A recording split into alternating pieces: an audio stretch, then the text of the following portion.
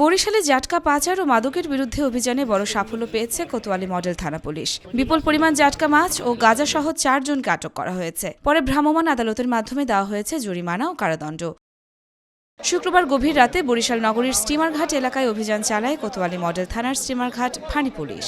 এ সময় একটি ব্যাটারি চালিত রিকশায় করে পাচারের সময় 500 কেজি জাটকা জব্দ করা হয়। পুলিশ জানায় জাটকা পাচারের অভিযোগে 3 জনকে আটক করা হয়। পরে বরিশাল মেট্রোপলিটন ম্যাজিস্ট্রেট আদালতে হাজির করা হলে বিচারক মিরাজুল ইসলাম রাসেল মৎস্য ও মাদক আইনে রায় দেয়। জাটকা পাচারের দায়ে 3 জনকে 15,000 টাকা করে জরিমানা করা হয়। আর মাদক সহ আটক যুবককে দেওয়া হয়েছে 6 মাসের বিনাশ্রম কারাদণ্ড। আদালতের নাজির কামরুল হাসান জানান, জব্দকৃত জাটকা মাছ 20টি মাদ্রাসা, সরকারি শিশু পরিবার ও প্রায় 200 জন দরিদ্র মানুষের মাঝে বিতরণ করা হয়েছে।